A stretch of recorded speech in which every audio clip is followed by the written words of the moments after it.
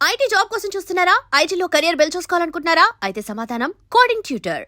ఉదయ్ కిరణ్ గారు చనిపోయారు అనే విషయం మీద ఇప్పటికే మీరు చాలా దగ్గర చాలా విషయాలు మాట్లాడుతున్నారు. చాలాసార్లు చర్చ జరిగింది. బట్ నాకు మీ పెయిన్ కావాలి సార్. ఎందుకంటే నాకు ఆ బ్యాక్‌డ్రాప్‌లో ఏం జరిగింది ఇవన్నీ ఆ థియరీలంతా నాకొద్దు. కానీ ఉదయ్ కిరణ్ గారితో ఒక అద్భుతమైన జర్నీ ఉన్న వ్యక్తి మీరు. ఆ పెయిన్ ఎలా భరించారు? ఎలా రిసీవ్ చేసుకున్నారు? బేసిక్గా నాకు పెయిన్ కంటే కోపం ఎక్కువ కోపం. ఈ పర్టికులర్ డెసిషన్కి అతని మీద. ఎందుకంటే నేను ఐ హేట్ సూసైడల్ టెండెన్సీస్. నాకు అది ఎవరు ఎంత ఎంత దీనమైన స్థితిలో ఉన్నా ఏదైనా సరే మన జీవితం కంటే ఏది గొప్పది కాదు. సార్. మన ఆస్పిరేషన్ అయినా, మన డ్రీమ్ అయినా, మన కెరీర్ అయినా ఏదైనా మన జీవితంలో ఒక భాగమే. మన జీవితాన్ని మనం ప్రేమించకపోతే మనం వేరే ఏది చేయలేము. ఉదయ్ కిరణ్ తను పడిన కష్టానికి, అతనికి వచ్చిన సక్సెస్కి, అతను చూసిన జీవితానికి అతని లైఫ్తో ప్రేమలో పడతాడని నేను అనుకున్నప్పుడు పడలేదని కోపం నాకు. అతను పడాలి. ఎందుకంటే అతన్ని ప్రేక్షకులు గుండెల్లో పెట్టుకొని ఏ ప్రెషరు, ఏ ఎక్స్టర్నల్ ఫ్యాక్టర్ అతని లైఫ్ నుంచి వేరు చేయగలుగుతుంది అతను చూసిన సక్సెస్ కంటే. ఇప్పుడు ఎంతమంది హీరోలు ఒక కెరీర్లో ఒక చిన్న అప్పు వచ్చినప్పుడు హ్యాపీగా ఉండి ఫ్యాన్స్ని మంచిగా ఎంగేజ్ చేసుకుంటూ, మళ్ళీ డౌన్ వచ్చినప్పుడు టక్కన ఒక టెలివిజన్ షో అమితాబ్ బచ్చన్ లాంటి వాళ్ళు, చిరంజీవి లాంటి వాళ్ళు, మీలో ఎవరు కోటీశ్వరుడు చేసి, నాగార్జున గారు లాంటి వాళ్ళు బిగ్ బాస్ చేసి, మన కళ్ళ ముందు మన సీనియర్లు మనకి ఇంత మంచి దారి చూపిస్తున్నారు కదా, how to be in public without damaging our image. Sir. అలాంటప్పుడు మనకి ఈ ఏజ్లో కుర్రాడికి ఏంటి ఇప్పుడు సూసైడ్ చేసుకోవటం అన్నది, I hate him for ever, for the rest of my life, for only this act. ఇంత బ్యూటిఫుల్ జర్నీ ఉన్న మా అందరినీ వదిలేసి ఇలా చిటికేసే ఒక కథ రాసుకుని సినిమా తీయగలిగిన ఒక హీరో బలవన్ మరణం చేసుకోవటం, అతను ఒక యాక్సిడెంటో ఒక డిసీజో అలా ఏదో ఒక అన్ఎక్స్పెక్టెడ్ షాక్ అయితే నేను లైఫ్ లాంగ్ ఏడ్చేవాను అతని గురించి. అరే పాపం ఇలా జరిగింది అనే ఒక సింపతి ఉండే. ఇప్పుడు లేదు నాకు.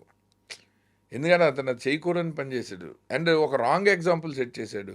ఎవడైనా ఒక నాన్ ఫిలిం బ్యాక్గ్రౌండ్ నుంచి నేను హీరో అవుతానని కలలుగానే ఒక టాలెంటెడ్ కుర్రాడు, అతనికి ఉదయ్ కిరణ్ని తొక్కినట్టు తొక్కుతారు, వాళ్ళలాగా డిప్రెషన్కి వెళ్ళిపోతావు, ఇండస్ట్రీలో మనకి లాంగ్ రన్లో ఉండనీయరు.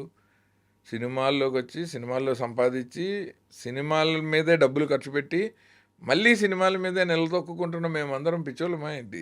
అతనికి అలాంటి రిస్కులు కూడా చేయలేదే. ఎకనామికల్ రిస్కులు లేవుగా. ఒక ఆర్టిస్ట్కి ఎంతసేపు వస్తే అవకాశం వస్తే డబ్బులు తీసుకోవటము, లేకపోతే ఉన్నవి జాగ్రత్తగా ఖర్చు పెట్టుకోవటమే తప్ప అతను బిజినెస్ఫుల్గా చేసిన మిస్టేక్స్ ఏమున్నాయి? నేను రెయిన్బో సినిమా తీసాను, డబ్బులు పోయాయని చెప్తాను నేను. విజిబుల్, నా లాస్ అయినా నా ప్రాఫిట్ అయినా. అతనికి అది కూడా లేదు కదా. నాకు అందుకు కోపం.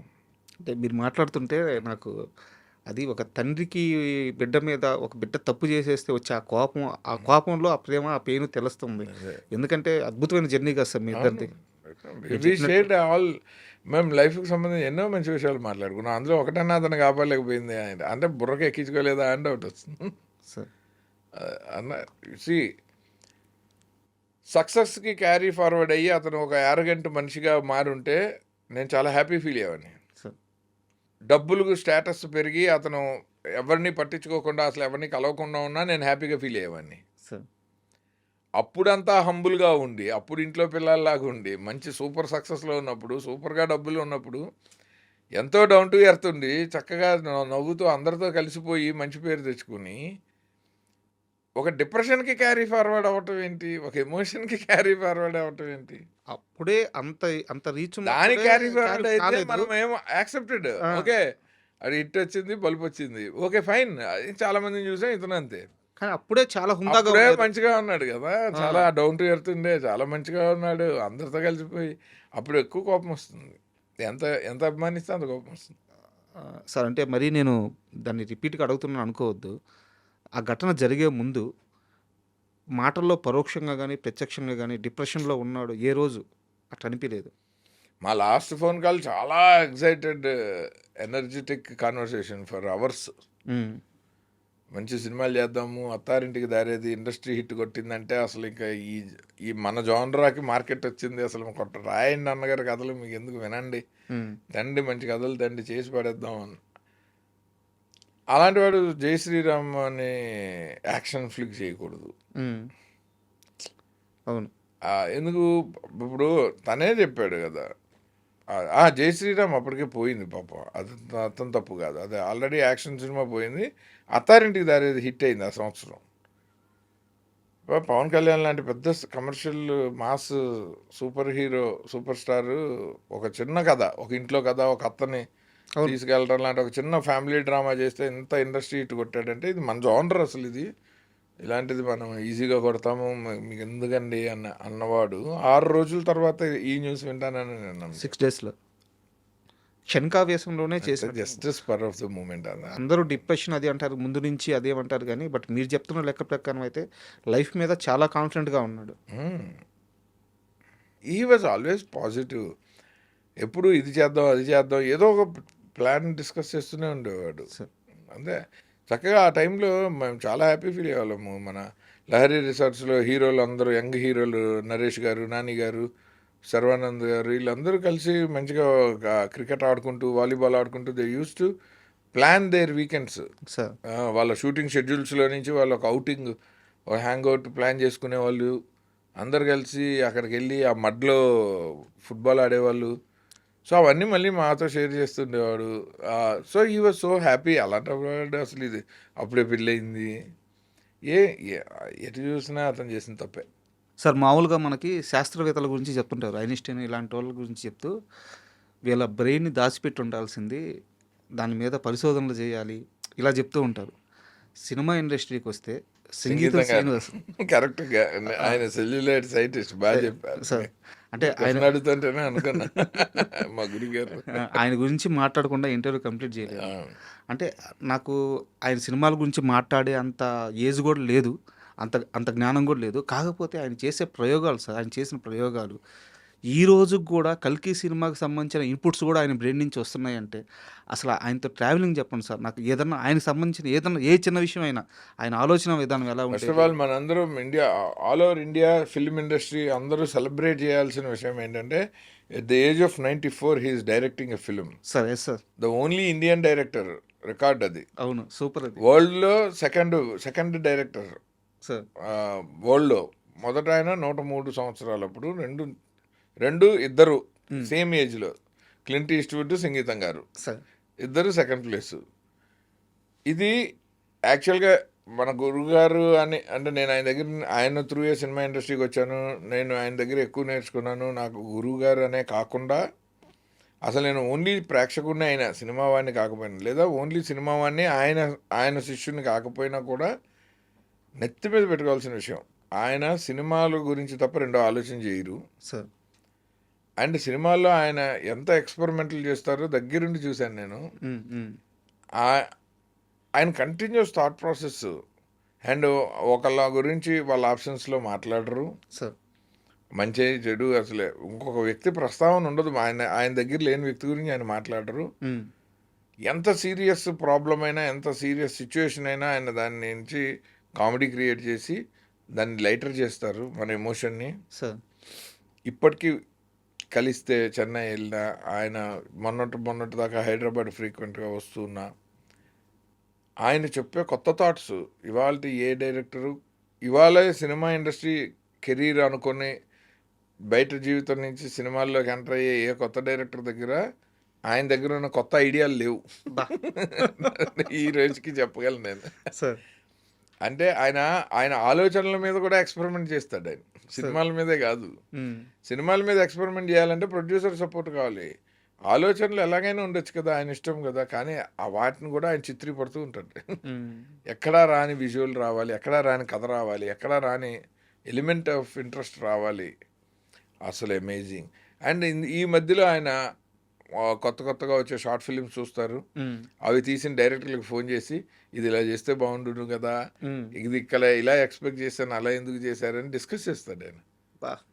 ఒకసారి మా ఇంటికి నేను యూఎస్ నుంచి వచ్చినప్పుడు సరదాగా ఆయన వేరే పని మీద ఇక్కడికి హైదరాబాద్కి వచ్చినప్పుడు ఇంట్లో భోజనం చేస్తుంటే నాకు కాస్త అందరినీ కలవాలని ఉంది అన్నారు. అంటే ఆయన వర్క్ చేసిన సిరివెన్నెల సీతారామ శాస్త్రి గారు, పరచూరి వెంకటేశ్వరరావు గారు, సత్యానంద్ గారు, ఇట్లా అందరినీ పిలిచారు. రాఘకొండలరావు గారు, మాధవపల్లి సురేష్ గారు, ఈయనతో పనిచేసిన టెక్నీషియన్లు అందరూ నాకు బాగా క్లోజ్గా ఉన్న ఫ్యామిలీస్గా అందరం క్లోజ్గా ఉన్నాం. కాశీ విశ్వనాథ్ గారు అందరం కలిసి భోజనం చేసాం. అంతా భోజనం అయిపోయింది. వీళ్ళందరినీ కలవటం ఆనందమే, ఫోటోలు దిగాము, భోజనం చేసాం. కానీ మేమందరం కలిస్తే అయిపోయిన సినిమాలు తప్ప ఏం మాట్లాడుకోము. నాకు తీయబోయే సినిమాల గురించి మాట్లాడటానికి young film makers, short film makers కావాలంటే రాత్రి 10:30కి మళ్ళీ 25 మందిని ఇంట్లో అసెంబ్లీ, అందులో నుంచి వచ్చిన అతనే 35 చిన్న కథ కదా డైరెక్టరు. ఆ మీటింగ్లో ఉన్నట్టు ఆయన ఫోన్ చేసి చెప్పారు, నాకు కూడా గుర్తులేదు. సీతారామ శాస్త్రి గారు అబ్బాయి తీసుకొచ్చాడు అతన్ని, ఈమన్ నందకిషోర్. అలా అంటే ఆయన మైండ్ సెట్ గురించి చెప్తున్నా. ఇది ఎప్పుడు జరిగి 10 ఏళ్ళు అవుతుంది. కానీ ఆయన ఎంతసేపు మేము ఆ రోజుల్లో అది చేసాం ఇది చేసాం అన్నది ఇప్పటిదాకా వినలే నేను. రేపు ఏం చేయబోతున్నామో ఇవాళ చెప్తాడు ఆయన. వెనక్కి వెళ్ళి మాట్లాడరు. సార్ పుష్పక విమానం అంటే ఏదో అయిపోయింది, ఏదో అయిపోయిందా, అందుకే అసలు ఇంట్రెస్ట్ కూడా ఉంది. పుష్పక విమానం ఏదో అయిపోయింది అంతే. మా అప్పు రాజాలు అదే విచిత్ర సోదరులు అది అసలు ఏమని సినిమా సార్ ఆ షార్ట్ సార్ అంటే నవ్వేసి అలా అంతే. ఆయన దగ్గర నేర్చుకోవాల్సింది అది. అంటే he's always futuristic in his thought process. And అందుకని ఆయనకి రిటైర్మెంట్ లేదు. ఆ ఒక్క మైండ్ సెట్ ఆయన్ని ఇప్పుడు కూడా డైరెక్షన్ చేయనిస్తుంది.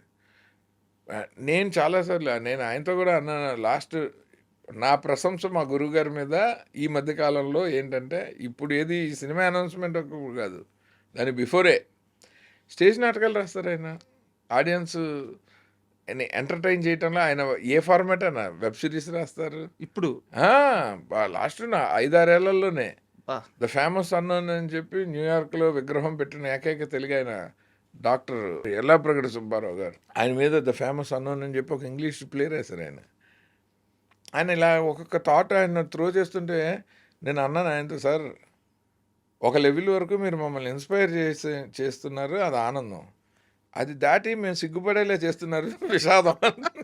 అంటే సిగ్గేస్తాను సార్, ఎంతకన్నా మీరు ఎక్కడక్కడ గ్యాప్ ఇవ్వండి అంటే ఆయన చాలా ఎంజాయ్ చేశారు. అది అంటే ఇన్స్పిరేషన్ లెవెల్ దాటేసింది, నేను తీసుకోలేకపోతున్నాను. కాస్త మనకి అంటే మీరు పనిచేశారు, మేము ఆయన ఆరాధించాము, కానీ ఇప్పుడు మీరు చెప్తున్నట్టు కాస్త సిగ్గు కూడా వేస్తాం.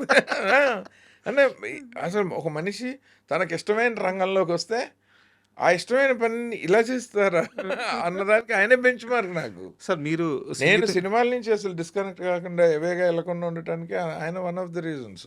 Super. And for more videos, please subscribe to iDream. Please subscribe to iDream. Please subscribe iDream. And please subscribe to iDream. For more videos, subscribe to iDream. please like, share and subscribe to the channel. Congratulations, iDream. Subscribe to iDream. Subscribe to iDream. So subscribe to iDream Media. iDream ki iDream team andarki huge congratulations. Please subscribe iDream Media. Please subscribe to iDream. Subscribe iDream. Please subscribe to iDream. iDream అంటే నా కళల ఛానల్ను subscribe చేసుకున్నారు, నోరు తిరుగుతలేదు, మీరైతే గంట గుర్తు కొట్టండి. For more such videos, please subscribe to iDream. Subscribe to iDream. Please subscribe to iDream. Please subscribe iDream Media. Please do subscribe to iDream. Please subscribe to iDream Media. For best entertainment and information, please subscribe iDream. And don't forget to subscribe to iDream.